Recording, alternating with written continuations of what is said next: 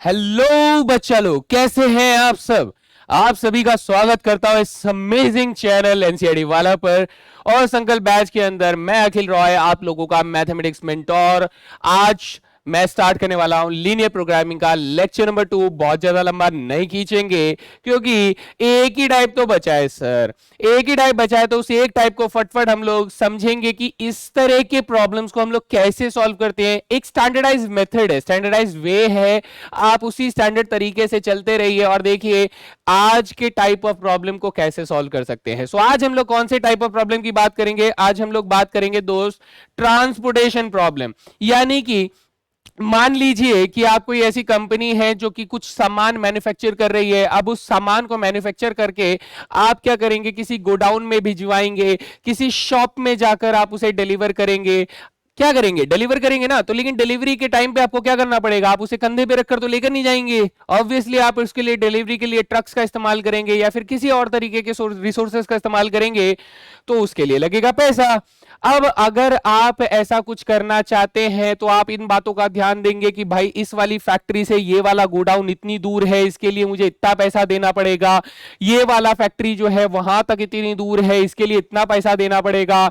लेकिन अब ऐसा है कि वहां जो जो गोडाउन हमारे पास है वो थोड़ा छोटा है, उसमें कम सामान आ सकता है। जो गोडाउन थोड़ा दूर है वो थोड़ा ज्यादा सामान आ सकता है। तो बहुत सारे ऐसे सिनेरियोज तैयार होते हैं जिनसे हमें इन कॉन्स्टेंट्स को लड़कर हमें उसमें से मिनिमम कॉस्ट निकालना होता है ट्रांसपोर्टेशन का। तो मजेदार सवाल है, सुनने में तो अच्छा लग रहा है, लेकिन जैसे ही मैं सवाल खोलूंगा ना तो बेटा पूरा पन्ना भर के सवाल आपके सामने आएगा। पूरा पन्ना भर के सवाल आएगा, तो उसके लिए तैयार हो जाइए दोस्त।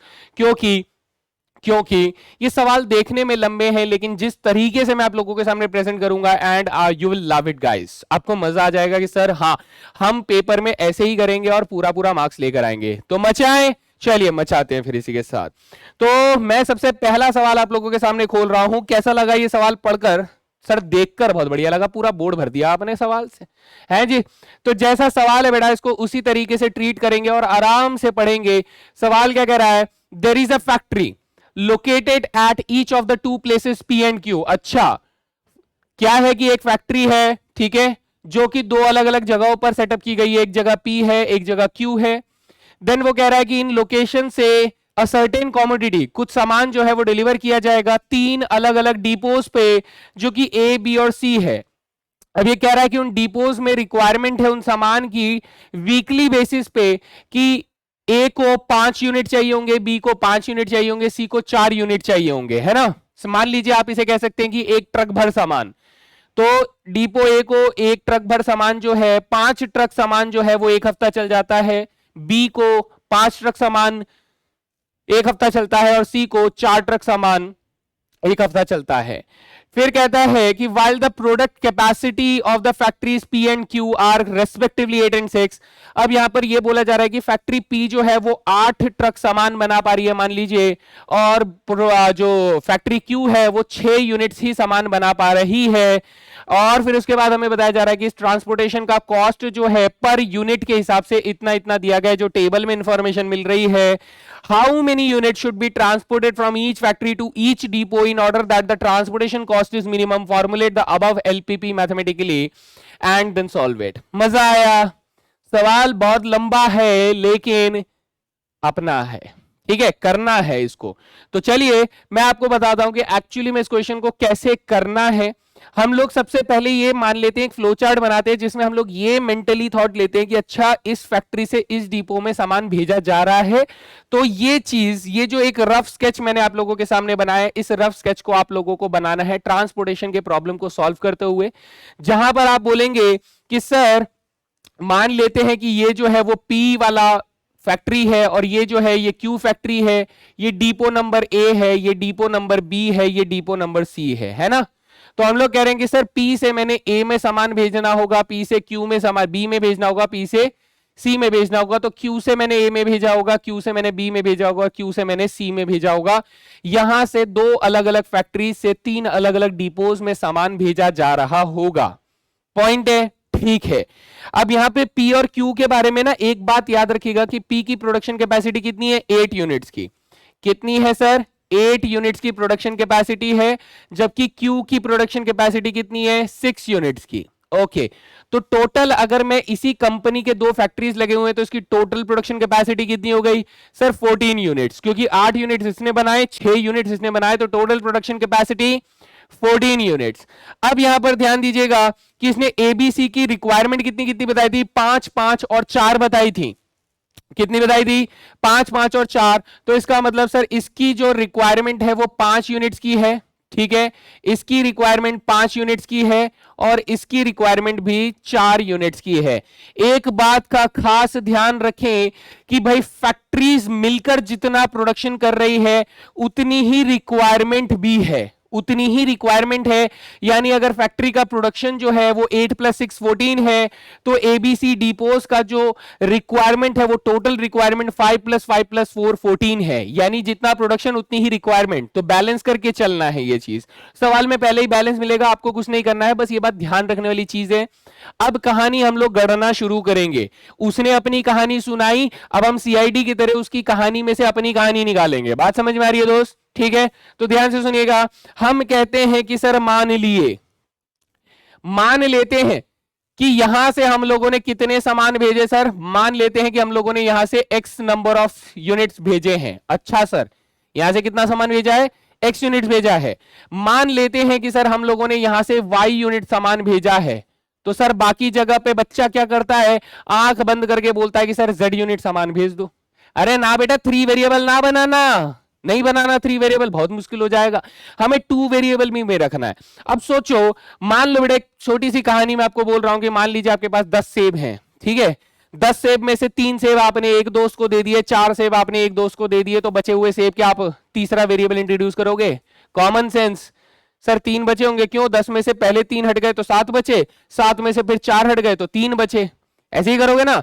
तो मैंने कहा कि अगर पी फैक्ट्री ने 8 यूनिट प्रोडक्शन किया था, अगर पी फैक्ट्री ने 8 यूनिट का प्रोडक्शन किया था तो उसने x यूनिट ए को भेज दिए, y यूनिट बी को भेज दिए, तो कितना बचा सर, बचा हमारे पास 8 - x - y यूनिट्स बचे। अच्छा हाँ सर, ये तो सोचा ही नहीं, तो आगे से सोच लेना बेटा, पहली पहली बार में होता है लेकिन आगे से सोच लेना। हाँ जी, बात समझ में आ गई? ठीक है सर। अब ऐसा है कि सर क्यू कितने भेजेगा, इसके लिए नए वेरिएबल लगाए? अरे जब बोला कि 2 वेरिएबल में रखना है तो उतने में ही रखना है। दिमाग लगाओ कि बेटा सोचो, ए को भूख कितनी लगी है, 5 रोटी की, ए को भूख लगी है 5 रोटी की, 2 रोटी उसको ए ने भेज दी, तो क्यू कितनी भेजेगा बेटा, पी ने उसको 2 रोटी भेज दी, तो क्यू कितनी भेजेगा, 3 भेजेगा ना। तो इसी तरीके से हम सोचेंगे कि सर अगर ए के पास 5 यूनिट्स की रिक्वायरमेंट है, पी ने उसे x यूनिट्स भेज दिए हैं, तो इसका मतलब सर यहां से सिर्फ 5 - x यूनिट्स ही भेजे जाने चाहिए, क्योंकि सर इससे ज्यादा की उसके पास रिक्वायरमेंट ही नहीं है, वो रख ही नहीं सकता। रखेगा तो बेटा या तो चीजें रख नहीं पाएगा या तो उसके काम नहीं आएगी और चीजें खराब हो जाएंगी। बात समझ में आई? तो हमने कहा सर अगर x यूनिट्स यहां से भेज दिया तो बचे हुए 5 - x यूनिट्स यहां से भेजने होंगे, खाली रखना नहीं है। अब मैंने कहा सर y यूनिट्स यहां से भेज दिए, तो इसका मतलब इसके पास भी 5 यूनिट की कैपेसिटी है, तो मैं यहां से कहूंगा सर यहां से 5 - y यूनिट्स हम लोगों को भेजने होंगे। हाँ सर, ठीक है, 5 - y यूनिट्स हो जाएंगे। एंड लास्ट कि सर यहां 4 यूनिट की कैपेसिटी है, यहां पर इतना भेज चुके हैं, तो इसको निकालने के लिए थोड़ी सी मैथ्स लगानी पड़ेगी कि ये बन जाएगा 4 - 8 - x - y बन जाएगा, जिसे आप रीराइट कर सकते हैं x + y - 4 के फॉर्मेट में रीराइट कर सकते हैं। तो ये तो हो गया हमारा सर सामान भेजने का तरीका कि हम कितना कितना सामान भेज सकते हैं, है ना, कितना कितना सामान हम लोग भेज सकते हैं, ये हमारा देखने का तरीका हो जाएगा। तो ये हम लोगों ने कंसीडर कर लिया। अब इसी की तरीके से मैं कहूंगा लेट x यूनिट्स, ये चीज लिख लेना बेटा, let x units of commodity, थोड़ी अंग्रेजी है ना, let x units of commodity is sent from P to A and y units of commodity is sent from P to B। अब उसके बाद तो बाकी तो सर हम लोगों ने मैथ्स लगाई है, तो बाकी थोड़ी ना लेट करेंगे, वो तो मैथ्स लगाई है। हमने सिर्फ 2 वेरिएबल अज्यूम करे कि पी से ए में x यूनिट्स भेजे गए, पी से बी में y यूनिट्स भेजे गए। जी सर, बात समझ में आ गई? ठीक है जी। अब देखो बेटा, उसने बोला कि हमें बताया जा रहा है कि पर यूनिट एक सामान, एक यूनिट भेजने का कितना रुपया लग रहा है सर? एक यूनिट भेजने का पी से ए में 16 रुपया लग रहा है, पी से ए में 16 रुपया लग रहा है। तो मैं इसको यहां पर लिख दूं कि सर ये एक यूनिट के लिए कितना रुपया मांग रहा है? 16 रुपया मांग रहा है। ठीक है सर, सुनने में तो अच्छा लग रहा है। ठीक है जी, 16 रुपया मांग रहा है। ये पी से बी में भेजने पे 10 रुपया, पी से सी में भेजने पे 15 रुपया, तो 10 और 15 रुपया मांग रहा है सर। यहां से 10 रुपया मांग रहा है, यहां से सर 15 रुपया मांग रहा है। अच्छा जी, ठीक है सर। और यहां आते हैं बेटा, क्यू से ए में भेजने पे 10 रुपए, क्यू से बी में भेजने पे 12 रुपए और क्यू से सी में भेजने पे 10 रुपए, यानी 10 12 10। कितना आ रहा है सर? क्यू से ए में भेजने पर 10 रुपए, क्यू से बी भेजने पर 12 रुपए और यहां से 10 रुपए।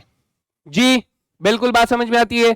अब ये आंखों के सामने जो चल रहा है बेटा, इसे हम लोग बड़े ही आराम से, बड़े ही प्यार से फॉर्मुलेट कर सकते हैं। जरा ध्यान दीजिएगा दोस्त, हम लोग बना रहे हैं cost function. Sir cost function बनाएंगे, सी फंक्शन के नाम से दे रहा हूं। तो मैंने अगर एक यूनिट भेजने के 16 रुपए लिए हैं, तो एक्स यूनिट भेजने के कितने रुपए हो जाएंगे? सर एक्स यूनिट भेजने के 16x यूनिट्स हो जाएंगे, 16x रुपए हो जाएंगे। वाई यूनिट्स भेजने के 10 वाई रुपए हो जाएंगे और 8 minus x minus y rupees unit भेजने के 15 टाइम्स कर देंगे, तो 8 माइनस एक्स माइनस वाई के 15 टाइम्स हो जाएंगे। प्लस वहां से चले तो 10 इंटू 5 माइनस एक्स रुपीज वहां से लगेंगे, प्लस यहां से हमारे पास 12 मल्टीप्लाई 5 माइनस वाई यूनिट्स का हो जाएगा और प्लस हमारे पास 10 multiply x plus y minus 4 हो जाएगा। इतने यूनिट्स के 10 रुपए करके लगे। So this is your cost function. देखने में डर लग रहा है क्या? नहीं, सिंप्लीफाई हो जाएगा। दो वेरिएबल की बड़ी छोटी सी इक्वेशन है, जरा ध्यान से देखो।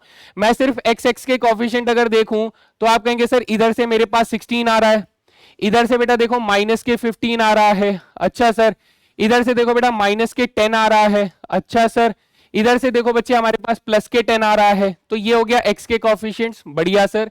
प्लस वाई के कोएफिशिएंट्स देखिए, यहां से 10 आ रहा है, यहां से सर माइनस के 15 आ रहा है, यहां से देखोगे माइनस के 12 आ रहा है और यहां से बेटा प्लस के 10 आ रहा है ना? ये देखो प्लस के 10 आ रहा है। और कांस्टेंट्स की बात करें सर, कांस्टेंट यहाँ पे 15 इंटू 8 आ रहा है। 15 इंटू 8 कितना हो जाएगा? 80 और 40 यानी 120 हो जाएगा। अच्छा सर, कितना हो गया? 120 हो गया। यहां 10 इंटू 5 करेंगे तो प्लस के 50 हो गया। ठीक है सर, 12 इंटू 5 करेंगे तो प्लस के 60 हो जाएगा और 10 इंटू 4 करेंगे तो माइनस के 40 हो जाएगा। ये इस तरह सॉल्व कर सकते हैं आप लोग। तो यहां पर x का कोएफिशिएंट क्या हो जाएगा सर? 10 से 10 कट गया, ये हो गया हमारे पास सिर्फ x। प्लस यहां देखेंगे बेटा 10 और 10 20, 20 माइनस कितना हो गया? ये 27 हो गया, तो माइनस के 7y हो गया। दिस इज माइनस के 7y हो गया। और प्लस हमारे पास कांस्टेंट्स कितने आ रहे हैं बेटा? ये हो गया 160, 140 और प्लस 190 हो गया। Let me calculate this again. 170 plus 60, हाँ बिल्कुल ठीक है, 190 आ गया। So this is my cost function, जिसे मुझे क्या करना है सर? क्या करना है मुझे कॉस्ट फंक्शन का? सर कॉस्ट फंक्शन को तो मिनिमाइज किया जाता है। क्या किया जाता है बेटा? मिनिमाइज किया जाता है। सर कांस्टेंट्स क्या है? कांस्टेंट्स बेटा देखो इसमें और आसान है, इसमें आपको ज्यादा दिमाग नहीं लगाना है। जितना दिमाग लगाना था आपने इस डायग्राम बनाने में लगा दिया, ये डायग्राम बनाने में जितना दिमाग लगाना था लगा दिया। अब इसी में से हम लोग निकालेंगे चीजों को, है ना? कैसे? हमने कहा सर मैं अगर P से A तक कोई सामान भेज रहा हूं, वो सर नेगेटिव में तो नहीं भेज सकता, तो जो भी भेज रहा हूं वो ग्रेटर देन 0 होगा। यानी मैंने क्या भेजा सर? मैंने x यूनिट्स भेजे। x यूनिट्स भेजे तो मेरे सबसे पहले कांस्टेंट क्या हो गए बेटा? यहां पर कांस्टेंट्स लिख देते हैं, कांस्टेंट्स हो जाएंगे सर x यूनिट्स भेजे यानी x greater than equal to 0 हो जाएगा। सर मैंने P से B में y भेजा तो y greater than equal to 0 हो जाएगा। सर मैंने P से C में क्या भेजा? 8 माइनस एक्स माइनस वाई, ये ग्रेटर देन इक्वल टू 0 हो जाएगा। सर Q से A में मैंने 5 माइनस एक्स ग्रेटर देन 0 हो जाएगा, वहां से 5 minus y greater than equal to 0 हो जाएगा। और सर आखिरी में x प्लस वाई माइनस 4 जो है ये भी ग्रेटर देन इक्वल टू 0 हो जाएगा। तो आप कहेंगे कि सर अगर इनको ढंग से लिखा जाए तो ऐसे लिख सकते हैं कि x प्लस वाई जो है वो लेस देन इक्वल टू 8 है, x प्लस वाई जो है वो ग्रेटर देन इक्वल टू 4 है। Sir x greater than equal to 5 है, y greater than equal to 5 है, sir x greater than equal to 0 है और y greater than equal to 0 है। ये मेरे क्या हो गए दोस्त? ये हो गए मेरे रिक्वायर्ड कॉन्स्ट्रेंट्स। क्या हो गए सर? ये हो गए मेरे रिक्वायर्ड कॉन्स्टेंट्स, मिनिमम मुझे इसे करना है। तो अब हम क्या करेंगे सर, ये सारी चीजें पीछे कॉपी करते हैं और फिर उसके बाद ग्राफिकली इसको सॉल्व करते हैं। तो देखो रो बेटा, एक पन्ना तो मुझे सिर्फ इसके फॉर्मुलेशन में लगा, एक पूरा पेज मेरे को इसके फॉर्मुलेशन में लगा, तो इसीलिए मैंने इसको थोड़ा सा सेपरेटेड करके पढ़ाया कि भैया आप लोग डाइजेस्ट कर पाए, गुड़गुड़ ना हो जाए, है ना। ठीक है जी भैया, ओके सर, कॉपी कर लीजिए इसको। c बराबर एक्स माइनस 7y प्लस 190 है, क्या है सर, c बराबर एक्स माइनस 7y प्लस 190 है। और कॉन्स्टेंट्स हमारे पास क्या है, कॉन्स्टेंट्स है सर हमारे पास x plus y less than equal to 8, x plus y greater than equal to 4, x greater than equal to 5, y greater than equal to 5, x greater than equal to, sorry ये less than equal to थे यार, ये less than equal to थे, हाँ ये वाले गलत हो गए सर, ये गलत हो गए, इनको ठीक कर दो, कर देते भाई। यहां जाएगा x less than equal to 5 था और y less than equal to 5 था, ठीक है सर, है ना। तो ये क्या हो जाएगा sir, x less than equal to 5, y less than equal to 5, x और y दोनों ग्रेटर देन इक्वल टू 0 है। सर इसकी कहानी तो हम लोग पहले से जानते हैं, ये किसको रिप्रेजेंट करता है, ये रिप्रेजेंट करता है फर्स्ट क्वाड्रेंट को रिप्रेजेंट करता है, हाँ सर फर्स्ट क्वाड्रेंट को रिप्रेजेंट करता है, यानी हमारी शेडिंग कभी भी फर्स्ट क्वाड्रेंट से बाहर नहीं जाएगी, ठीक है, ओके सर। अब मेरे को इसमें टू वेरिएबल इक्वेशन पर काम करना है सर, टू वेरिएबल इक्वेशन पे काम करूंगा तो ये वाली इक्वेशन को जब आप प्लॉट करोगे दोस्त, सॉरी पहले तो इक्वेशन लिखने होंगे, इक्वेशंस हो जाएंगे हमारे पास, x प्लस वाई बराबर 8 हो जाएगा और x प्लस वाई बराबर 4 हो जाएगा। इसकी प्लॉटिंग करने के लिए शुरू हो जाइए, ये x हो गया, ये y हो गया, दिस इज 0 तो ये 8, ये 0 तो ये 8। इसकी प्लॉटिंग करने की कोशिश करेंगे तो आप कहेंगे सर ये एक्स वाई हो गया, इसे 0 तो ये 4, इसे 0 तो ये 4 हो जाएगा। बाकी दूसरे को प्लॉट करने की जरूरत नहीं है। अब हम लोग किसकी बात करेंगे सर, इन इक्वेशंस की बात करेंगे, ठीक है। इन इक्वेशंस में x प्लस वाई जो है वो लेस देन 8 है और x प्लस वाई जो है वो ग्रेटर देन 4 है। क्योंकि ये दोनों के दोनों इक्वेशन जो ओरिजिन से पास नहीं कर रहे हैं तो पहले तो सर प्लॉटिंग कर लो, प्लॉटिंग कर लो यार, प्लॉटिंग भी तो जरूरी है, प्लॉटिंग कर लेते हैं।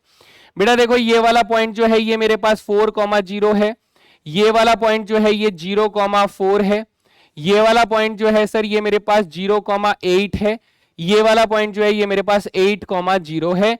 ऑब्वियस सी बात है ये वाली लाइन जो है ये सर x बराबर 5 से डिनोट हो रही है, ये वाली लाइन जो है ये y बराबर 5 से डिनोट हो रही है ना, ये y बराबर 5 से डिनोट हो रही है, ठीक है सर कोई प्रॉब्लम नहीं है।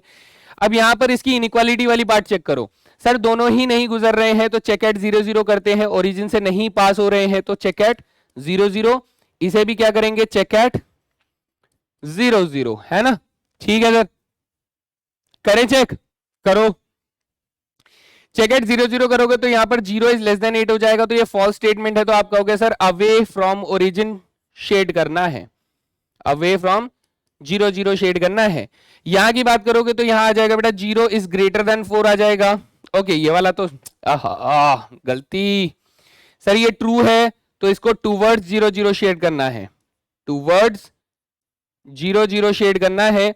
यहां पर क्या आ जाएगा सर, अवे फ्रॉम 0 0 शेड आ जाएगा, क्योंकि ये वाला हमारे पास रॉन्ग स्टेटमेंट है, अवे फ्रॉम 0 0 शेड करना है, ठीक है सर, ये वाली बात भी हो गई।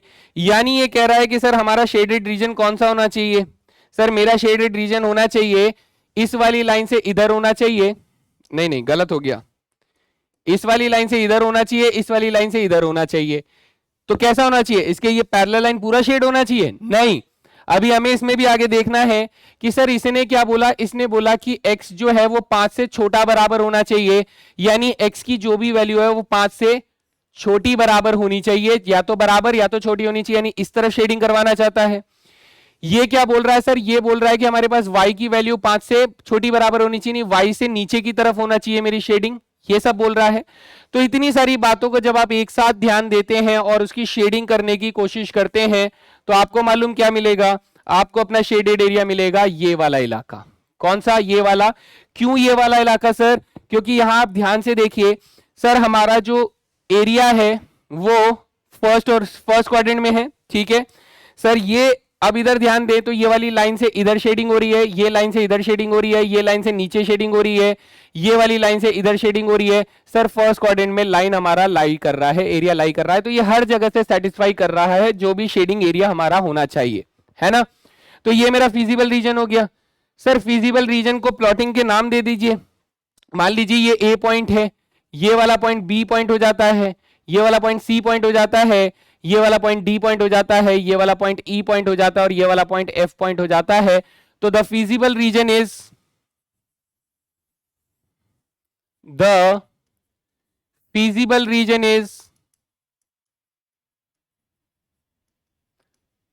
ये वैसे बाउंडेड फिजिबल रीजन है तो मुझे बाउंडेड शब्द लिखना चाहिए।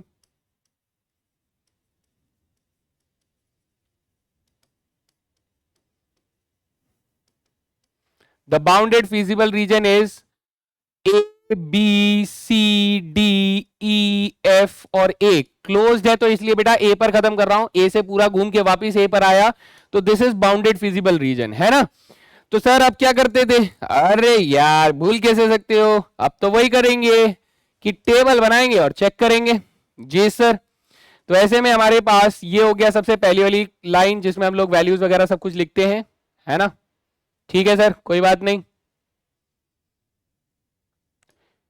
ये हो गया अपने पास दूसरा एक पॉइंट, 2 पॉइंट, कितने पॉइंट है, 6 पॉइंट है ना मेरे पास, 3 और 3, हाँ 3 पॉइंट, ठीक है 4 पॉइंट, 5 और 6 ये लीजिए यहीं पर चिपका देते, थोड़ा कम कम जगह से काम चला लेंगे, है ना, अपने को काम चल जाएगा। चलिए ठीक है।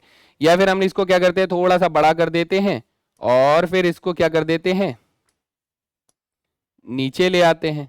अब ठीक है, हाँ सर बढ़िया। ये हो गया अपने पास कॉर्नर पॉइंट्स वाला कॉलम, ये हो गया अपने पास जहां वैल्यू कैलकुलेट करेंगे ये। तो चलिए लिखते हैं दीज आर कॉर्नर पॉइंट्स। यहां पर हमारा कॉस्ट फंक्शन क्या था sir, x minus 7y plus 190 था और यहां पर आ जाएगा हमारे पास वैल्यू, हैं जी। चलिए मेरा ए पॉइंट क्या है सर, मेरा ए पॉइंट है, ध्यान से देखिए 0,4। बी पॉइंट क्या है सर, ये तो मालूम नहीं बेटा, इधर देखो, ये ध्यान से देखना, ये वाला एक्स एक्सिस इसका 0 हो जाएगा और इसका वाई एक्सिस जो है 5 हो जाएगा, तो ये हो जाएगा 0,5। बढ़िया सर, ठीक है। सी पॉइंट क्या हो जाएगा बेटा, देखो ये वाली लाइन कौन सी है, ये वाली लाइन है x प्लस वाई बराबर 8 लाइन है, जबकि ये इसकी सी की वैल्यू कितनी है बेटा, y की वैल्यू 5 है, तो 5 रखोगे तो ये 3,5 हो जाएगा। कॉमन सेंस, जी सर 3,5।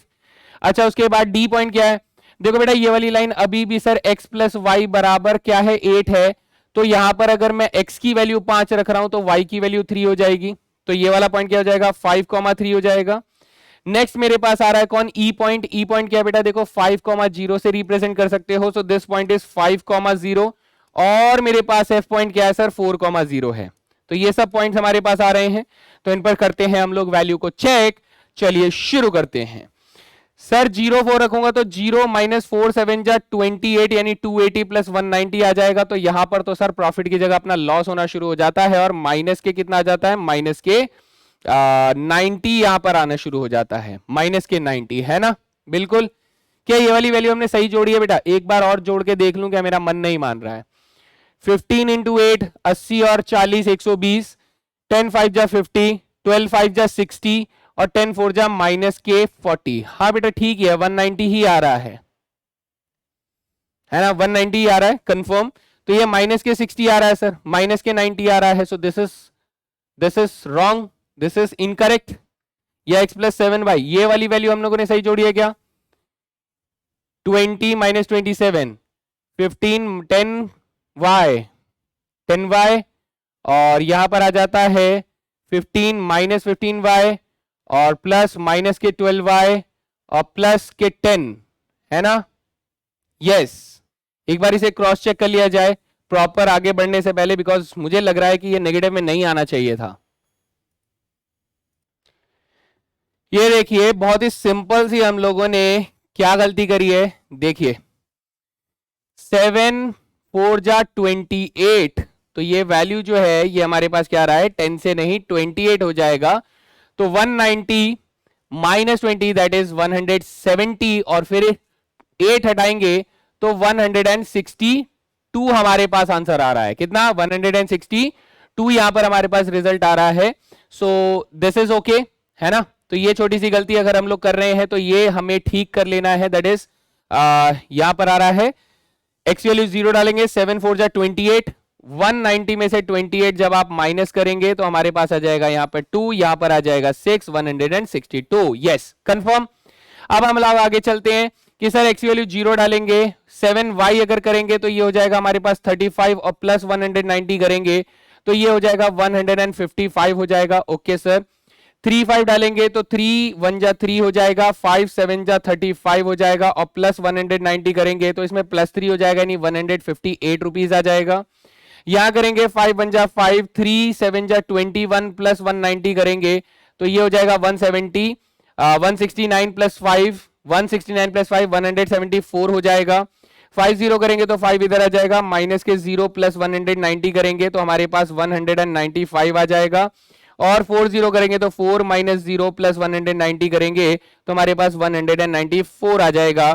सर यहां पर सबसे कम कहां मिल रहा है? हमें सबसे कम रुपए यहां पर मिल रहा है। This is the minimum part, this is the minimum part, है ना? और अगर सर मिनिमम है तो इसका मतलब हम लोगों ने क्या किया था? ध्यान से देखना बेटा, यहां पर x की वैल्यू आ रही है minimum when cost is minimum, when cost is minimum, when x बराबर 0 y बराबर 5, इस वक्त आ रहा है सर, है ना? तो हम ये कहेंगे सर इस ग्राफ में हम लोगों ने जो एक्स वाई सब कुछ माना था, इसका मतलब ये हुआ कि P से A कितना भेज रहे हैं। हम लोग एक छोटा सा टेबल बना देते हैं और फिर देखिए यहां पर हम लोग आंसर को लिख सकते हैं कि सर कितना कितना क्वांटिटी हम लोग भेज रहे हैं यहां पर।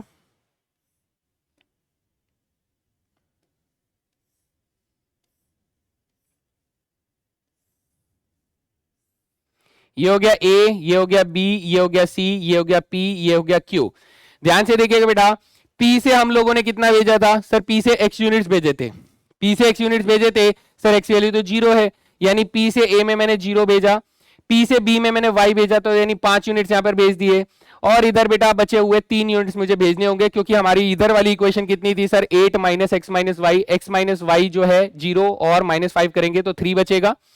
उधर से बेटा 5 माइनस एक्स भेजे, इसका मतलब सर ये हुआ कि P से इधर मैंने 5 भेज दिए, इधर ऑब्वियसली 0 भेज दिए। और इधर कितने भेजे होंगे सर? C की कैपेसिटी 4 की थी तो 1 बचा होगा।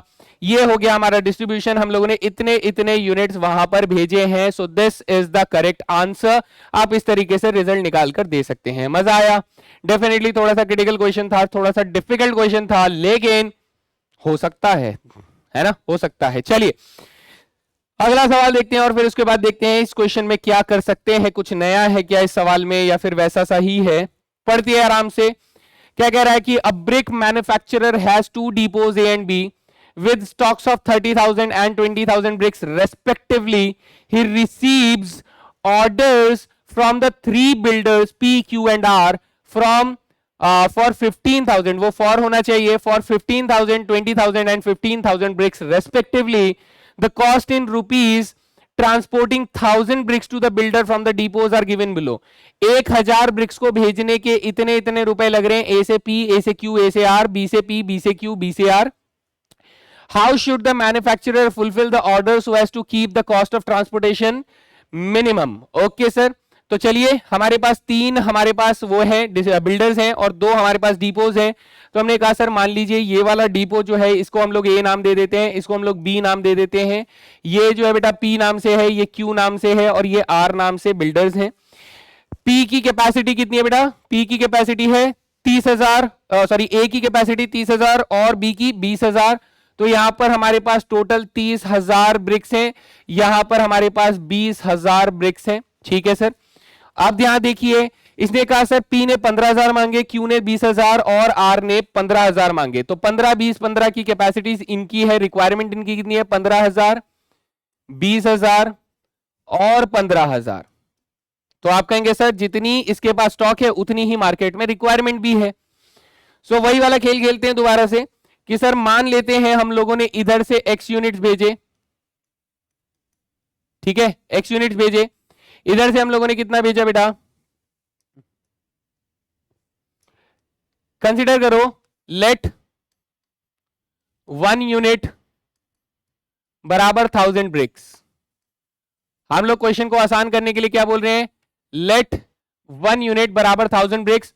तो मान लो मैंने यहां पर एक x यूनिट ब्रिक्स भेजे, यहां पर मैंने y यूनिट्स ब्रिक्स भेजे, तो ऑब्वियस ही बात है सर ये कितने यूनिट्स हो गए, ये 30 यूनिट्स हो गए, है ना दोस्त, ये हो गए 30 यूनिट्स हो गए। तो 30 यूनिट्स भेज दिए, तो सर यहां से हमारे पास कितने ब्रिक्स जा रहे होंगे, 30 minus x minus y units के ब्रिक्स जा रहे होंगे, इतने ब्रिक्स यहां से जा रहे होंगे। ठीक है सर, ओके। ये कितने यूनिट्स हो गए बेटा, 1000 है तो ये 15 यूनिट्स हो गए, टोटल इसकी कैपेसिटी 15 यूनिट्स की हो गई। इसकी कैपेसिटी कितनी हो गई, 20 यूनिट्स की हो गई। ठीक है, इसकी कैपेसिटी कितनी हो गई सर, 15 यूनिट्स की हो गई। इजी जी सर। तो हमने कहा सर यहां से हम लोगों ने कितना भेजना है, सर x यूनिट भेज चुका हूं, 15 यूनिट की कैपेसिटी है, सो this will B 15 minus x हो जाएगा, है ना, इतने यूनिट्स यहां से भेजने पड़ेंगे। जी सर, यहां से बेटा देखो 20 यूनिट की कैपेसिटी है, y भेज दिया है, तो 20 माइनस y यूनिट्स यहां पर आ जाएंगे। ओके सर, और यहां से बच्चे 15 यूनिट की कैपेसिटी है, मैं पहले इतना भेज चुका हूं, तो ये हो जाएगा 15 minus 30 minus x minus y हो जाएगा। So you will say that कि सर ये बन गया हमारे पास x प्लस वाई माइनस 15, एक्स प्लस वाई माइनस के 15 यूनिट्स हम लोगों ने यहां से भेजे होंगे। तो यहां तक आ गए सर, कोई प्रॉब्लम नहीं है। मैंने इसे 1000 ब्रिक्स के हिसाब से क्यों लिया होगा, क्योंकि सर यहां पर हमें कॉस्ट जो दी जा रही है वो पर 1000 ब्रिक्स दी जा रही है, तो मैं 1000 की गिनती में ही करता हूं ना, कहां मैं इसकी भी काउंटिंग सोचूं फिर उसकी भी काउंटिंग सोचूं, इतना तो टाइम नहीं है बाबा, इतने में तो गड़बड़ हो जाएगा ना। तो हम कह रहे हैं कि सर जब उसने 1000 ब्रिक भेजने के इतने इतने रुपए लगा रखे हैं, तो मैं इसकी गिनती भी 1000 के रूप में ही करता हूं। तो 1000 ब्रिक को मैंने 1 यूनिट बोला, तो 1 यूनिट भेजने के कितने रुपए लग रहे हैं सर, 40 रुपए लग रहे हैं, यहां से 40 20 और 30 लग रहे हैं।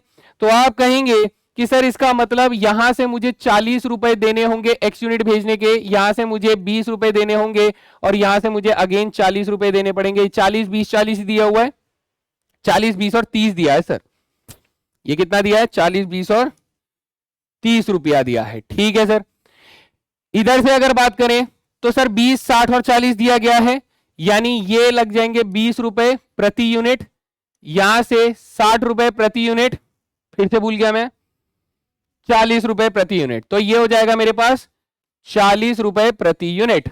हैं जी, I hope this is clear to everyone.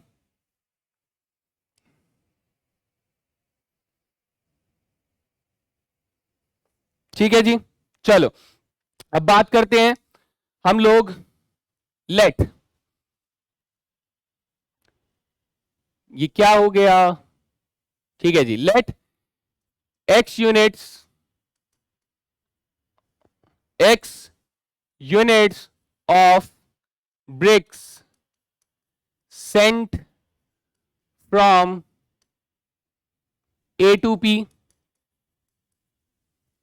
let y units of bricks sent from A to Q।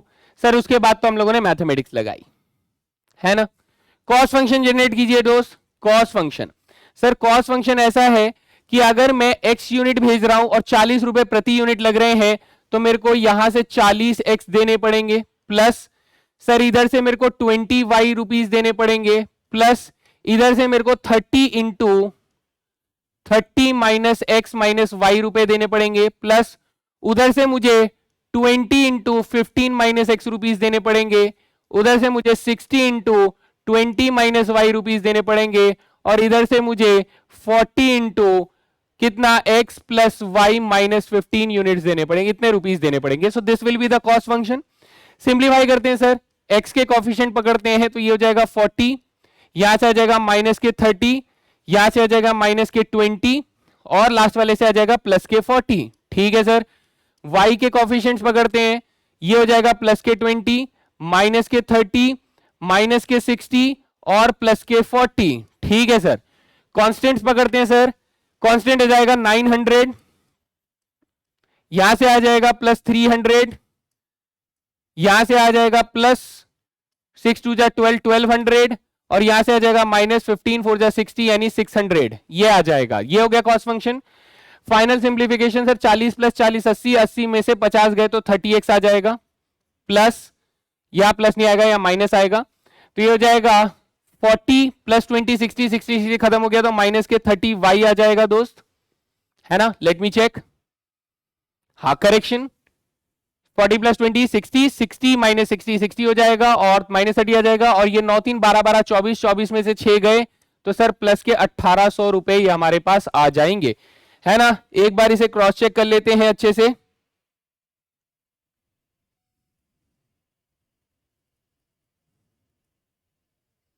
बढ़िया जी,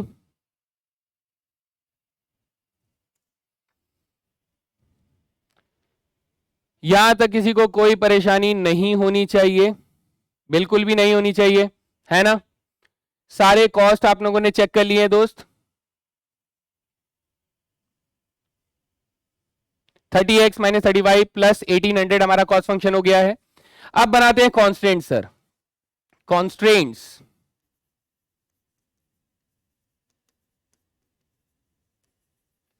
कॉन्स्टेंट्स हमारे पास क्या है, कॉन्स्टेंट्स की बात करें तो सर जो भी सामान भेजा है, जितना भी भेजा है वो सब पॉजिटिव होना चाहिए, यानी x पॉजिटिव होना चाहिए, मेरा y पॉजिटिव होना चाहिए, मेरे पास ये 30 - x - y पॉजिटिव होना चाहिए, और सर हमारे पास 15 - x पॉजिटिव होना चाहिए, ठीक है, और हमारे पास 20 - y पॉजिटिव होना चाहिए, और हमारे पास लास्ट x + y - 15 पॉजिटिव होना चाहिए।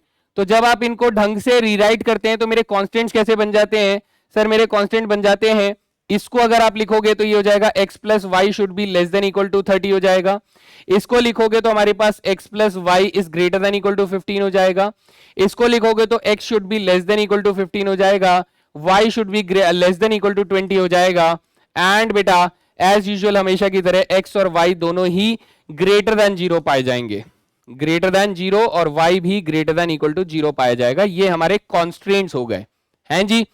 तो कॉस्ट फंक्शन तैयार, कॉन्स्टेंट्स तैयार, सॉल्व करते हैं अब तो, हैं जी, सॉल्व करें, चलो शुरू करते हैं। सर ये मेरे को कॉपी करना है 30x - 30y + 1800, so what is my cost function here, 30x - 30y + 1800। Constants हमारे पास क्या आ रहे हैं सर, कॉन्स्टेंट्स आ रहे हैं x + y जो है that should be less than equal to 30, x + y जो है that should be greater than equal to 15। Sir y की वैल्यू जो है वो लेस देन 20 बताया जा रहा है, और x की वैल्यू लेस देन 15 बताया जा रहा है, और last but not the least x और y दोनों की value greater than equal to 0 बताई जा रही है। तो ये मुझे फर्स्ट क्वाड्रेंट के लिए ही रिप्रेजेंट कर रहा होगा कि दिस इज फर्स्ट क्वाड्रेंट, ठीक है जी, this is first quadrant, okay. चलिए आगे बात करते हैं। हम कह रहे हैं कि सर इसमें इक्वेशन वाला पार्ट सॉल्व करना शुरू करें। इक्वेशंस,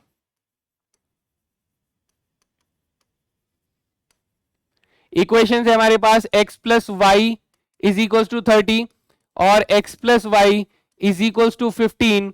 जब आप इसकी प्लॉटिंग करेंगे तो ये हो गया x, ये हो गया y, इधर 0 रखा तो इधर 30 आ जाएगा, इधर 0 रखा तो इधर 30 आ जाएगा।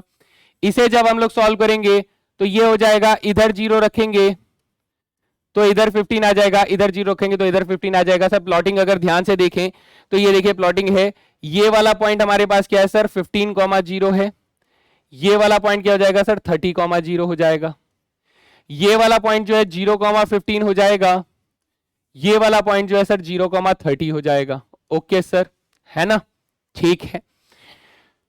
अब मैं इन इक्वेशंस की बात कर रहा हूं, ध्यान से देखिएगा दोस्त।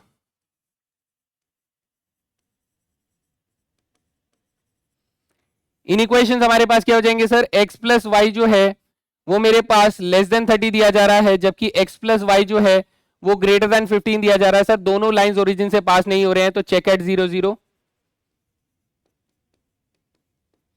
यहां भी चेक एट 0 0। तो हम कहेंगे सर 0 इज लेस देन 30, ये तो सही लग रहा है सर, सही लग रहा है, तो टूवर्ड शेडिंग हो जाएगी, और यहां पर 0 इज ग्रेटर देन 15 सर ये गलत लग रहा है, तो ये अवे शेडिंग हो जाएगी। क्या हो जाएगी, अवे शेडिंग हो जाएगी, है ना। सो इस कंडीशन में हम कहेंगे कि सर हमारा फिजिबल रीजन क्या होना चाहिए, ये।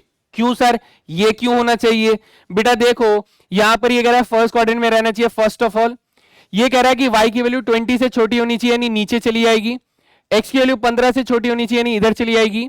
ये कह रहा है कि सर अवे शेडिंग करो, ये कह रहा है टूवर्ड शेडिंग करो और फर्स्ट क्वाड्रेंट में रहना चाहिए। ठीक है, समझ में आया, बढ़िया। सारी कंडीशन इस तरीके से फिजिबल रीजन के अंदर आ जाएगा, बढ़िया सर बढ़िया। अब हम कह रहे हैं सर यहां से कॉर्नर पॉइंट्स को पकड़ो। कॉर्नर पॉइंट्स क्या क्या है बेटा, ये वाला जो पॉइंट होना चाहिए ये 0,20 होना चाहिए। क्यों, क्योंकि सर ये वाली लाइन क्या है, y बराबर 20 है। अच्छा, ये वाला पॉइंट अभी हम देखते हैं, ये वाला पॉइंट अभी देखते हैं। ये वाला पॉइंट तो पहले से ही लिखा हुआ है सर, इन दोनों की बात करते हैं। ये लाइन कौन सी है सर, ये लाइन है x प्लस वाई बराबर 30 के लाइन है। अगर मैंने y की वैल्यू 20 रखी हुई है तो x की वैल्यू क्या आ जाएगी, 10 आ जाएगी। तो दिस इज 10 कॉमा कितना हो जाएगा, 20 हो जाएगा, बिल्कुल। और ये वाली लाइन देखिए बेटा, ये है यही वाली लाइन, लेकिन इस वक्त मैंने x की वैल्यू 15 रखी है तो x की वैल्यू 15 रखूंगा तो y की वैल्यू भी 15 आ जाएगी। इजी, सारे पॉइंट्स मुझे मिल गए। सो अब हम लोग क्या बोलेंगे सर, अब हम लोग बोलेंगे the bounded feasible region is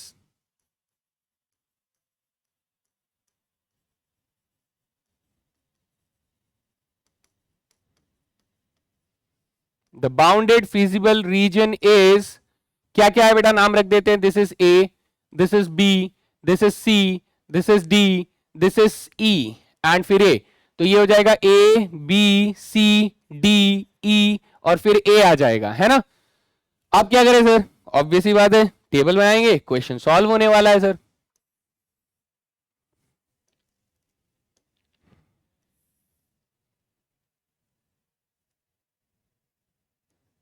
एक, दो, तीन, कितने पॉइंट्स हैं हमारे पास, 5 पॉइंट्स हैं, 4 5, है ना। तो इसको थोड़ा सा लंबा कर देते हैं हम लोग, लीजिए बढ़िया हो गया। अब यहां पर रखेंगे कॉर्नर पॉइंट्स, यहां रखेंगे हम लोग, इसकी वैल्यू चेक करेंगे और यहां वैल्यू लिखेंगे। चलिए, so these are corner points. पहला पॉइंट ए कौन है सर, 0,15 है। अगला पॉइंट हमारे पास 0,20 है। अगला पॉइंट हमारे पास 10,20 है। नेक्स्ट पॉइंट हमारे पास 15,15 है और लास्ट पॉइंट जो है वो 15,0 है ना। हमारा कॉस्ट फंक्शन क्या निकल कर आया था सर, ये निकल कर आया था 30x माइनस 30y प्लस 1800, ये वैल्यू निकल कर आई थी। तो जब मैं 15 रखूंगा तो 15 तिया 45 यानी ये 0 माइनस 45 के पीछे 0 आ जाएगा प्लस 1800 आ जाएगा। तो 450 कम करूंगा तो 1350 आ जाएगा। This is the value. Okay sir, 20 रखेंगे तो 3 दूनी 6 माइनस के 6 से हो जाएगा प्लस 1800 अगर कर रहा हूं तो यहां पर हमारे पास 1200 आ जाएगा। ओके सर, 10 यहां रख रहा हूं तो ये हो जाएगा 300, 20 यहां रख रहा हूं तो माइनस के 600 प्लस 1800 आ जाएगा। तो यहां पर हमारे पास 1200 प्लस 300 1500 रिजल्ट आ जाएगा। इतने रुपए लग रहे हैं। 15 यहां रखूंगा तो ये हो जाएगा 450, ये हो जाएगा माइनस के 450 प्लस 1800 यानी यहां सर ना टोटल में 1800 आ रहे हैं। यहां रखूंगा तो बेटा ये 450 प्लस 1800 हो जाएगा, या फिर पहले माइनस 0 प्लस 1800 करेंगे तो हमारे पास कितना आ जाएगा 2250 रुपीज आ जाएगा। सर ऑब्वियस ही बात है, मिनिमम वैल्यू कहां आ रही है, मिनिमम वैल्यू यहां पर आ रही है। तो ये क्या होना चाहिए सर, यही मेरा मिनिमम पॉइंट होना चाहिए। इसे मुझे क्या करना था सर, इसे मुझे मिनिमाइज करना था, कॉस्ट मिनिमम करना होता है। तो हम बोलेंगे cost is minimum when, cost is minimum when, कब मिनिमम होता है सर, जब x की वैल्यू आपने 0 ली, है ना, और y की वैल्यू आपने क्या ली सर, 20 ली। ठीक है, तो हम लोग वापस से वो एक टेबल बना लेते हैं सर, कौन सा, जिसकी मदद से हम लोग सारा डिस्ट्रीब्यूशन समझ सकते हैं बड़ी आसानी से।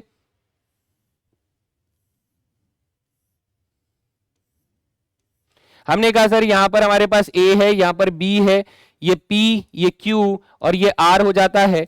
सर ध्यान दीजिएगा, a से p में x, y और 30 माइनस एक्स माइनस वाई है। x की वैल्यू 0, y की वैल्यू 20, तो 30 में से 20 गए तो 10, यानी 0 10, 0 20 और 10।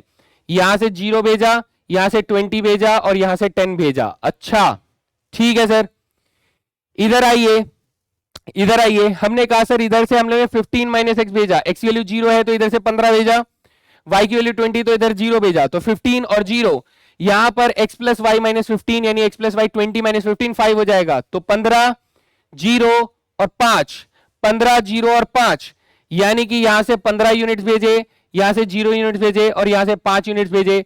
अब मेरा जो फाइनल आंसर होगा ना, इसमें सब में 1000 जुड़ जाएगा। क्यों 1000 जुड़ जाएगा बेटा, क्यों 1000 जुड़ जाएगा, क्योंकि हम लोगों ने ना सर कुछ कंसीडर किया था लेट 1 यूनिट, ये सब यूनिट में बात हो रहे हैं लेकिन हमारे को ब्रिक्स में बताना है, तो हमारी ये सारी वैल्यूज क्या होंगी सर, 1000 से मल्टीप्लाई हो जाएंगी। कि मैंने ए से पी में एक भी ईट नहीं भेजी, ए से क्यू में मैंने 20,000 ब्रिक्स भेजी हैं, ए से आर में मैंने 10,000 ब्रिक्स भेजे हैं, एंड सिमिलरली फॉर बी से पी क्यू आर के लिए हम लोग सेम इंफॉर्मेशन को रखते हैं। आई hope this is clear guys, सभी को समझ में आ गया है तो बढ़िया, इसको बहुत प्रैक्टिस कीजिएगा दोस्त, अच्छे सवाल हैं यार, लिटरली बता रहा हूं अच्छे सवाल है, ये क्वेश्चंस आपको बहुत प्रैक्टिस करने चाहिए। 6 मार्क्स देकर जाते हैं, मुझे तो इस बात की खुशी है कि भाई आप जब इतनी मेहनत कर रहे हो तो एटलीस्ट आपको ये सॉल्व करने में मजा भी आना चाहिए, है ना, मजा डेफिनेटली आना चाहिए। चलिए नेक्स्ट क्वेश्चन की तरफ चलें, ये रहा फिर अगला सवाल, एंड डरना नहीं है बेटा, ये आखिरी सवाल है हमारा, है जी।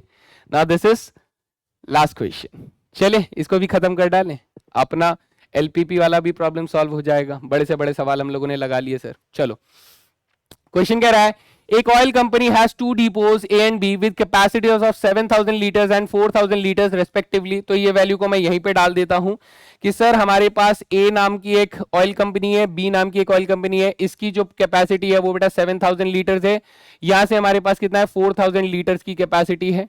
ठीक है सर, ये इंफॉर्मेशन यूज कर लिया हम लोगों ने। कह रहा है कि सर ये अलग अलग पेट्रोल पंप्स में बेच रहा है डीईएफ में, जिसमें 4500, 3000 एंड 3500। तो ये क्या क्या दे रहा है बेटा, ये क्या क्या नाम था, डीईएफ, इधर डी, इधर ई, इधर एफ, 4500 लीटर्स, 3000 लीटर्स और 3500 लीटर्स की कैपेसिटी है। ठीक है, भरना तो हम लोग जानते ही हैं सर, कैसे भरते हैं, इधर से x यूनिट्स भेज दिए, x लीटर्स भेज दिए, x लीटर्स, इधर से कितना भेज दिया सर, इधर से y लीटर्स भेज दिया, इधर से कितना भेज दिया सर, इधर से मैंने ऑब्वियसली बात है 7000 minus x minus y litres भेज दिए, कितना 7000 minus x minus y litres भेज दिए। यहां से कितना भेजूंगा दोस्त, यहां से भेजूंगा सर 4500 पहले ही पहुंच चुका है, तो 4500 माइनस एक्स लीटर्स हो जाएंगे। यहां से कितना भेजूंगा दोस्त, 3000 माइनस वाई लीटर्स हो जाएंगे। ठीक है, और यहां से कितना भेजूंगा, ये हो जाएगा sir 3500 minus x, 7000 minus x minus y, ये हो जाएगा। सो इसका रिजल्टिंग फैक्टर क्या हो जाएगा, x plus y minus 3500 units हो गया, इतना हो गया दोस्त, है ना, ये भर दिया। तो सर अजम्पशन ले लेते हैं, अजम्पशन क्या था, let x litres sent from A to D, let y liters sent from A to E। बाकी तो सर हम लोगों ने मैथ्स लगाई तो उन्हें लेट करने की जरूरत नहीं। सर कॉस्टिंग को लेकर देखो, इस क्वेश्चन को मैंने क्यों चुना होगा, क्योंकि इसमें कॉस्टिंग का जो कॉन्सेप्ट है वो थोड़ा सा टेढ़ा है, वो थोड़ा सा डिफिकल्ट पार्ट है, तो उसे समझिएगा। ये कह रहा है कि sir the distance in kilometre between the depots at petrol pumps are given by this. ठीक है, इतना डिस्टेंस है, लेकिन यहां पर कॉस्ट की जो काम है ना बेटा, देखो कॉस्ट क्या बोल रहा है कि 1 किलोमीटर के 1 रुपए लूंगा लेकिन 1 लीटर तेल भेजूंगा। ओ भाई साहब, क्या बोल रहा है ये, क्या बोल रहा है, रेट दे रहा है कि 1 रुपए पर लीटर पर किलोमीटर। अच्छा, ऐसे ही बातचीत, 1 लीटर के 1 रुपए लेगा प्रति लीटर, 1 लीटर के 1 रुपए लेगा और पर किलोमीटर चार्ज लगाएगा। ठीक है सर, बात समझ में आती है। यानी मैं अगर ये कह रहा हूं कि मैंने कुछ कुछ लीटर्स अगर भेजे हैं, बात सुनिएगा, है ना, कुछ कुछ लीटर्स अगर भेजे हैं तो इसे समझिएगा, इसे आपको समझने की जरूरत है कि हम लोग कुछ लीटर्स यहां पर भेजने की बात कर रहे हैं, तो वो लीटर्स को हम लोग इसमें कैसे कन्वर्ट करेंगे। क्या पकड़ पाए बंधु आप लोग इसको, हाँ जी, तो ये बेसिकली आप इसे ऐसे कह सकते हैं कि सर अगर मैं 1 किलोमीटर के 1 रुपए दे रहा हूं, ध्यान से देखिएगा, 1 किलोमीटर के 1 रुपए दे रहा हूं, तो मैं अगर इसे डिस्टेंस ना काट कर इसे कॉस्ट में बदल दूं तो क्या हो जाएगा सर, कॉस्ट अब मेरे पास इन रुपीज आ जाएगा, है ना। तो मैंने कहा कि सर अगर 1 किलोमीटर के 1 रुपए दे रहा हूं तो मैं 7 किलोमीटर के कितने रुपए दे रहा हूं बेटा, 7 रुपीज दे रहा हूं। सर ये तो आसान लग रहा है ना। मैं यहां से 6 रुपए दे रहा हूं, मैं यहां से 3 रुपए दे रहा हूं, मैं यहां से 2 रुपए दे रहा हूं, मैं यहां से 4 रुपए और यहां से 3 रुपए दे रहा हूं। यही तो होगा सर, है ना, यही होना चाहिए कि सर अगर मैं प्रति किलोमीटर 1 रुपए दे रहा हूं तो 7 किलोमीटर के 7 रुपए ही दूंगा, इससे कोई बड़ी कैलकुलेशन थोड़ी ना है। मैं 6 किलोमीटर के 6 रुपए दूंगा, 3 किलोमीटर के 3 रुपए दूंगा, कोई बड़ी बात नहीं है। अब बात आती है कि मैं कितना लीटर भेज रहा हूं, तो यही यूनिट हम लोग देखते हैं। सर ए से डी में मैं 7 रुपए करके दे रहा हूं, ए से डी में 7 रुपए करके दे रहा हूं, तो सर यहां से इसका मतलब मेरे को 7 रुपए प्रति लीटर भेजना होगा, है ना। कितना रुपए, 7 रुपए प्रति लीटर यहां से लग रहा है। और यहां देखिए ये वैल्यू कितनी है दोस्त, ये वैल्यू है 7, 6 और 3, यानी कि यहां से मैं 6 रुपए करके दूंगा और यहां से मैं 3 रुपए करके दूंगा, ठीक है जी। यहां 3, 4 और 2, यहां से मैं 3 रुपए करके दूंगा, यहां से मैं 2 रुपए करके दूंगा, यहां से मैं कितने रुपए करके दूंगा, 2 लिखा है ना, 3, 4 और 2 लिखा था ना, ओ 3, 4 और 2, तो ये वाली वैल्यू हमारी गलत हो गई थोड़ी सी। यहां से 4 रुपए करके दूंगा और यहां से मैं 2 रुपए करके दूंगा, ठीक है बाबा, ओके जी। चलो कॉस्ट फंक्शन जनरेट करते हैं। सर कॉस्ट फंक्शन हो जाएगा, मैंने अगर x लीटर तेल भेजे हैं और 7 रुपए प्रति लीटर लग रहे हैं तो ये कितना हो जाएगा सर, 7x हो जाएगा, प्लस ये कितना हो जाएगा, 6y हो जाएगा, प्लस यहां पे 3 रुपए multiply 7000 minus x minus y हो जाएगा, वहां हो जाएगा 3 रुपए मल्टीप्लाई 4500 माइनस x, ये हो जाएगा प्लस 4 मल्टीप्लाई 3000 माइनस वाई हो जाएगा, plus 2 multiply x plus y minus 3500 हो जाएगा, ठीक है, ओके। चलिए तो सी फंक्शन हो जाएगा मेरे पास 7x, x के कोएफिशिएंट पकड़ते हैं 7 माइनस 3 और प्लस के 2, ओके सर। y के कोएफिशिएंट्स पकड़ते हैं 6 माइनस के 3 माइनस के 4 प्लस के 2, ओके सर। और कांस्टेंट्स पकड़ते हैं सर, कांस्टेंट्स हो जाएगा 21000 प्लस 45 3 जा 13500, ओके, 4 3 जा 12000 माइनस 7000, ठीक है सर, बढ़िया लग रहा है, ओके जी। सो कॉस्ट फंक्शन सिंप्लीफाई करते हैं, 7 और 2 9 में से 6 गए तो 3x आएगा, 6 2 8, 8 में से 7 गए तो प्लस के y आ जाएगा, और यहां पर 7000 कम किए तो 5000 हो जाएगा, 26000 प्लस 13500, 26000 13500 करते हैं तो ये 0 0, ये 5, ये 9 और ये 3, 39500, कितना आ जाएगा दोस्त, 39500, ये वैल्यू आ जाएगी। कोई परेशानी यहां तक, अभी तक तो नहीं होनी चाहिए बिल्कुल भी, है ना। तो बेसिक लेवल पे बात समझ में आती है दोस्त, ठीक। नेक्स्ट सिचुएशन में हम लोग बात करेंगे सर कॉन्स्ट्रेंट्स की। कॉन्स्ट्रेंट्स क्या हो जाएगा सर, जो भी सामान भेजा है वो पॉजिटिव होना चाहिए, बात खत्म। कॉन्स्टेंट्स में हम लोग कहेंगे सर सबसे पहली चीज x greater than equal to 0 होना चाहिए, y greater than equal to 0 होना चाहिए, अच्छा, और ये जो x 7000 minus x minus y है ये ग्रेटर देन इक्वल टू 0 होना चाहिए, ठीक है। नेक्स्ट हमारे पास 4500 माइनस x है जो ग्रेटर देन इक्वल टू 0 होना चाहिए, हमारे पास 3000 माइनस वाई है जो ग्रेटर देन इक्वल टू 0 होना चाहिए। नेक्स्ट हमारे पास क्या है, x plus y minus 3500 greater than equal to 0 होना चाहिए। तो इन कॉन्स्टेंट्स को अगर आप रीराइट करते हैं अच्छे तरीके से तो ये वाली इक्वेशन हो जाएगी x plus y less than equal to 7000, ये वाली इक्वेशन हो जाएगी x plus y greater than equal to 3500, ये वाली इक्वेशन और ये वाली इक्वेशन, ये दोनों इक्वेशन मिलाकर हो जाएगा x की value less than equal to 4500 होना चाहिए, और y की value less than equal to 3000 होना चाहिए। यहां पर x और y दोनों की जो ग्रेटर देन वैल्यू 0 से होनी चाहिए। ये कुछ वैल्यूज हमारे पास कांस्टेंट बन जाती है। चलिए कॉपी करते हैं और सॉल्व करते हैं। ये हमारे पास 3x प्लस वाई प्लस 39500 है। क्वेश्चन में कॉस्ट फंक्शन क्या है? 3x प्लस 5y प्लस 39500 है। कॉन्स्टेंट्स लिख लेते हैं दोस्त। कॉन्स्टेंट्स में हमारे पास क्या आ रहा है? x plus y less than equal to 7000, x plus y greater than equal to 3500, x is less than equal to 4500, y is less than equal to क्या आ रहा है? लेस देन इक्वल टू 3000 है। और x और y जो है वो sir दोनों के दोनों पॉजिटिव वैल्यूज हैं, तो जो कि फर्स्ट क्वाड्रेंट को रिप्रेजेंट कर रहा है, ये आप जानते हैं, है ना? अब तक तो आपको अंदाजा हो गया होगा कि सर मुझे कौन से वाले रीजन में शेड करना है, लेकिन फिर भी बेटा मार्क्स चाहिए तो पूरा लिखना। इक्वेशंस की बात करें तो ये x प्लस वाई जो है वो हमारे पास 7000 के बराबर है। अच्छा, और x प्लस वाई जो है वो 3500 के बराबर है। अच्छा, तो यहां से प्लॉटिंग करते हैं दोस्त। ये हो गया x, ये हो गया y, यहां 0 रखा तो यहां 7000 आ जाएगा, यहां 0 रखा तो यहां 7000 आ जाएगा। ओके, यहां रखे प्लॉटिंग करते हैं।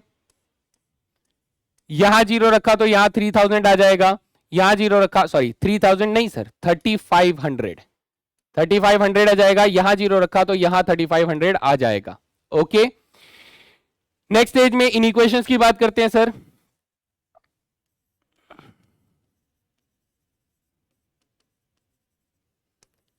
इन इक्वेशंस के केस में क्या होगा सर? x प्लस वाई जो होगा वो लेस देन 7000 होना चाहिए, और x प्लस वाई जो होना चाहिए वो ग्रेटर देन 3500 होना चाहिए। तो दोनों को कहां चेक करेंगे सर? एट 00 चेक करेंगे। Check at 00, check at 00। तो ये हो जाएगा सर 0 लेस देन 7000, जो कि ट्रू है तो टूवर्ड शेडिंग करेंगे। ये हो जाएगा 0 ग्रेटर देन 3500, तो सर ये अवे फ्रॉम जो ओरिजिन शेडिंग करेंगे, तो अवे का हो जाएगा। शेडेड एरिया सर हमें पहले से ही मालूम था, आप फालतू में टाइम वेस्ट कर रहे हो, तो ये हो जाएगा हमारा शेडेड एरिया। हाँ बेटा हाँ, हमें मालूम है, आपको सब मालूम है। चलो, तो आप क्या करेंगे सर? हमारा फिजिबल रीजन जो होगा सर, प्लॉटिंग तो अब तक करी नहीं आपने, प्लॉटिंग कर दो। चलो फटफट, ये कौन सा पॉइंट हो जाएगा सर? ये हो जाएगा 35,000 0 3500। ये पॉइंट हो जाएगा 3500 0। ये पॉइंट हो जाएगा 7000 0। ये पॉइंट हो जाएगा 0 7000। ये पॉइंट हो जाएगा हमारे पास, ये बेटा कहां पर गुजर रहा है? 3500 से गुजर रहा है, दिस इज 3000 से गुजर रहा है, तो ये वाला पॉइंट 0 3000 हो जाएगा। और ये वाला पॉइंट जो होगा, ये वाला पॉइंट, ये हमारे पास कहां से गुजर रहा होगा सर? ये गुजर रहा होगा 4500 से गुजर रहा होगा। सो दिस पॉइंट इज 4500 0, 4500 0, ये वाला पॉइंट हो जाएगा। ठीक है सर। अब इस कंडीशन में आप देखिए कि ये वाला पॉइंट क्या होगा सर? अगर मैं y की वैल्यू 3000 डाल देता हूं, यहां पर y की वैल्यू 3000 डाल देता हूं, ये वाली लाइन है कौन सी सर? x प्लस वाई बराबर 7000 है। तो अगर मैं यहां पर ध्यान से सोचिए, x की y की वैल्यू 3000 डाल दूंगा तो x की वैल्यू क्या आ जाएगी सर? x की वैल्यू 4000 आ जाएगी। सो दिस विल बी 4000 3000 हो जाएगा। जी सर। और सर, और ये वाली वैल्यू क्या आ जाएगी सर? यहां देखिए, इसी लाइन पर मैंने x की वैल्यू 4500 डाल दी है, तो y की वैल्यू कितनी हो जाएगी दोस्त? y की वैल्यू हो जाएगी 2500 हो जाएगी। ये वैल्यूज आ गई हमारे पास। तो हमारे कॉर्नर पॉइंट्स मिल चुके हैं, तो हम कहेंगे the bounded feasible space is,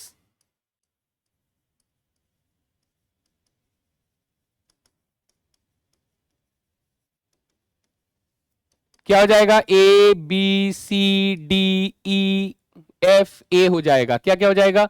इसे ए ले लेते हैं, इसे बी ले लेते हैं, इसे सी ले लेते हैं, इसे डी ले लेते हैं, इसे ई ले लेते हैं, इसे एफ ले लेते हैं, और फिर वापस ए हो जाएगा। ये हमारा बाउंडेड फिजिबल स्पेस हो गया है जी सर। आखिरी पढ़ाओ बस, उसके बाद क्वेश्चन सॉल्व है, क्वेश्चन सॉल्व है। चलो इधर देखो, ये हो गया मेरे पास पहला 2 3 4 5 6 पॉइंट्स हो गए। एक इधर से लेकर आए, एक इधर डाल दिए। ठीक है सर, कोई बात नहीं। कॉर्नर पॉइंट्स भरते हैं बेटा। कॉर्नर पॉइंट्स हमारे पास क्या क्या है? 0, 3500 से शुरू हो रहा है। अच्छा, ये कुछ गलत कर दिया क्या हम लोगों ने? x प्लस वाई 3500, ये पॉइंट तो नीचे से गुजरना चाहिए था। 0,3000 है जी। ये पॉइंट क्या है यहां पर? ये पॉइंट क्या है? ये तो कुछ गड़बड़ लग रहा है।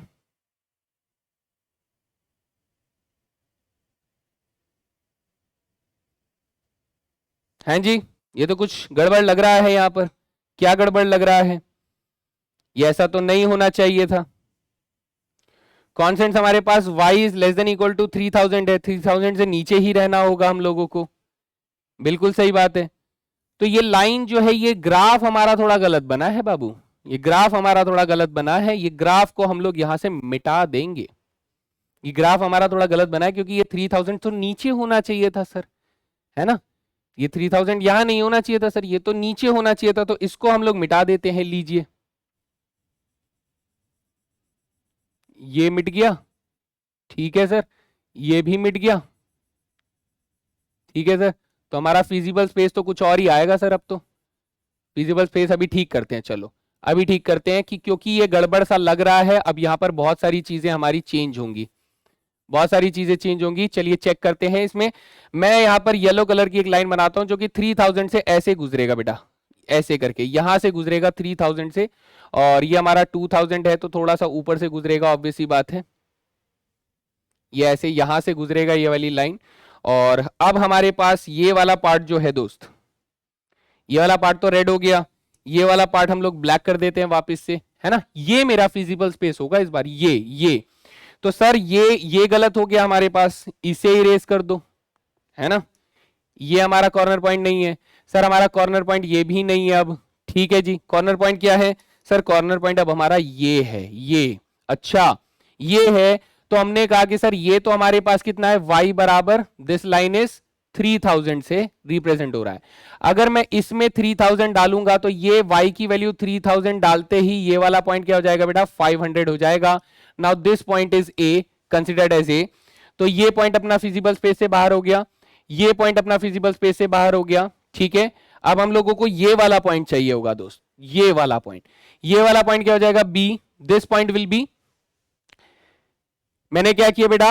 y की वैल्यू 3000 डाली तो ये 4000 3000 हो जाएगा। यस, नाउ b पॉइंट हमारा ये हो गया। जी सर, d पॉइंट अभी भी मेरे फिजिबल स्पेस में है, e पॉइंट है, f पॉइंट है और a b d। हम लोग इसमें क्या लिख सकते हैं सर?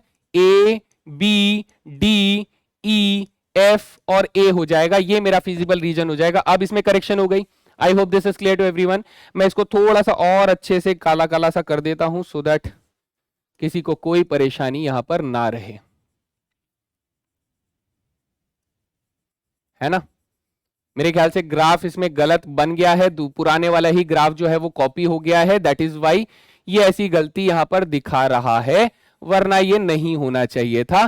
प्रॉपरली ग्राफ आप ड्रॉ करोगे तो ऑब्वियसली ये वाली लाइन जो है वो उससे नीचे ही आने वाली थी। ठीक है जी, अब क्लीन दिख रहा है बिल्कुल? जी सर, अब क्लीन दिख रहा है, एकदम चकाचक। चलिए वैल्यू रखते हैं सर। कॉर्नर पॉइंट्स ए कितना है सर? ए है मेरे पास 500, 3000। 500, 3000 मेरे पास ये पॉइंट है। फिर उसके बाद मेरे पास 4000, 3000 है। ठीक है सर, अगला पॉइंट मेरे पास कितना है? 45, 2500। अगला पॉइंट मेरे पास क्या है? 4500, 0। नेक्स्ट पॉइंट मेरे पास क्या है? 3500, 0। चलिए ये हो गया सर। वैल्यूज का कैलकुलेशन के लिए कॉस्ट फंक्शन हमारे पास कितना है? 3x प्लस वाई प्लस 39500 है। तो जब मैं इसे 3 से मल्टीप्लाई करूंगा तो ये हो जाएगा 1500 प्लस 3000 प्लस 39500। तो कितना हो जाएगा सर? ये हो गया 40,000, 41,000, 44,000। This is 44,000। ये आ गया बेटा वैल्यू इसकी। इतने रुपए लग रहे हैं। 4,000 को 3 से मल्टीप्लाई करेंगे तो 12,000 हो जाएगा। प्लस 3000 करेंगे तो ये इतना हो जाएगा, और प्लस इसमें हम लोग 39500 भी जोड़ने वाले हैं, तो 15,000 जोड़ दीजिए बेटा, तो ये हो जाएगा सबसे पहले 40,000 और 14,000 यानी 54,500 हो जाएगा। दिस इज 54,500 रुपीज हो जाएगा। ऐसी कुछ वैल्यू आ रही है ना? यहां तक सब वैल्यूज क्लियर हो रही हैं?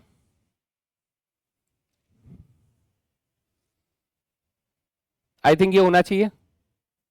4,000 और 3,000 पे ये आ रहा है, ठीक है, ओके। नेक्स्ट हम लोग 4500 को जोड़ते हैं, तो ये हो जाएगा मेरे पास 13500 हो जाएगा, प्लस ये हो जाएगा 2500 और ये हो जाएगा 39500, ये वैल्यूज जल जाएंगी। So this is 500 plus 500 40,000, 42,000 plus 13 करेंगे तो ये हो जाएगा 55,500। सो दिस इज 55,500 रुपीज हो जाएगा, ओके।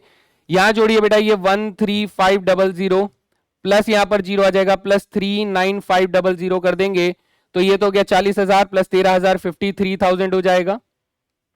यहां जोड़ते हैं 3500, अगर जोड़ूंगा 3 टाइम्स तो ये हो जाएगा 10500 प्लस 0 प्लस 39500, तो ये हो गया 40,000 प्लस 10,000 दैट इज 50,000 हो जाएगा। सो सर सबसे कम वैल्यू कहां मिल रही है? सबसे कम वैल्यू हमें यहां पर मिल रही है, इस जगह पर सबसे कम वैल्यू मिल रही है। This is the minimum point, है ना? This is the minimum point. तो हम बोलेंगे cost is minimum when, cost is minimum when x बराबर कितना था सर? 500 लीटर था, और y बराबर कितना था सर? y बराबर हमारे पास 3000 था। This is 3000। वैल्यूज पुट करना है कैसे? इसके हिसाब से। तो मैं आंसर को यहीं पे लिख दूं, ज्यादा आसान होगा आप लोगों के लिए लिखना। हमारा फाइनल आंसर क्या होना चाहिए? ये हो गया हमारे पास a, ये हो गया b।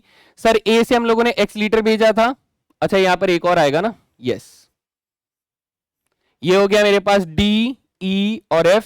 a से हम लोगों ने x लीटर भेजा था तो x की वैल्यू आ गई 500, यहां से 3,000, तो सर 3500 बेच चुके हैं, तो 7,000 से यहां से 3500 और बेचेंगे हम लोग, ठीक है। b से हम लोगों ने 4500 माइनस x भेजा है, तो यहां से हम लोगों को 4,000 भेजना होगा, ठीक है। यहां से 3,000 भेज चुके हैं, तो यहां से और कुछ भेजने की जरूरत नहीं है। और यहां पर बेटा हमारे पास 3500 भेज चुके हैं, तो यहां से भी कुछ और भेजने की जरूरत नहीं है। तो ये हमारा डिस्ट्रीब्यूशन हो जाएगा। This is the required distribution जो कि हम लोग करने वाले हैं यहां पर। सो ये हो गया हमारा फाइनल आंसर, है ना? इतना इतना लीटर्स हम लोग डिस्ट्रीब्यूट करने वाले हैं, so that the cost becomes the minimum in that case. है मजा आया? तो गलती होते होते बच गए भाई, यहां पर हम लोग गलती होते होते बच गए, पकड़े गए कि हाँ वो वैल्यू जो है वो नीचे आने वाली थी, वरना मैं तो कैलकुलेट करने के बाद फंस जाता। तो ग्राफ आप लोगों को बहुत नीट एंड क्लीन बनाना है, बिल्कुल सटीक जगह पर जैसे होना चाहिए वैसे ही बनाना है, क्योंकि सही जगह पर कटेगा तो आप उसके कोऑर्डिनेट्स को ढूंढ पाएंगे, और एक बार कोऑर्डिनेट्स को सही ढूंढ पाएंगे तभी तो चेक कर पाएंगे दोस्त। और चेक नहीं कर पाएंगे तो कैसे बता पाएंगे कि कॉस्ट मिनिमम होगा या फिर क्या हो रहा है ना? सो 3 सवाल, ये 3 सवाल एक आपको बेसिक आइडिया दे सकते हैं, मतलब ज्यादा करने की जरूरत नहीं है। ये सवाल एक ही तरीके के सवाल होते हैं, इसलिए बार बार अलग अलग बहुत ज्यादा सवाल करने की जरूरत नहीं है। आप हार्डली हर एक टाइप के ऊपर कम से कम 5-5, 6-6 सवाल प्रैक्टिस कर लो, और यकीन मानो आप बस उसके हर एक क्वेश्चन को, मान लीजिए मैं आप लोगों को एक सही तरीका बताता हूं कि एलपीपी को प्रैक्टिस कैसे करें। जी सर वो बताइए। एलपीपी प्रैक्टिस कैसे करें?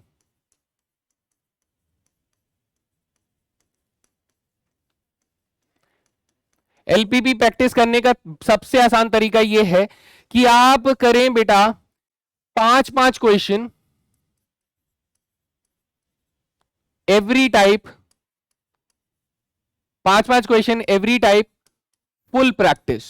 फुल प्रैक्टिस मतलब सर पूरा पूरा सॉल्व करेंगे, पूरा पूरा आंसर भी मैच करेंगे पूरा। लेकिन यह हुआ पहला तरीका। अब बात आती है कॉन्सेप्ट बिल्डिंग स्ट्रांग करने के लिए, वो ये कि सर हम लोगों को कम से कम हर एक के ऊपर 20-20 क्वेश्चन ट्राई करने चाहिए, हर एक टाइप के ऊपर 20-20 क्वेश्चन, लेकिन जस्ट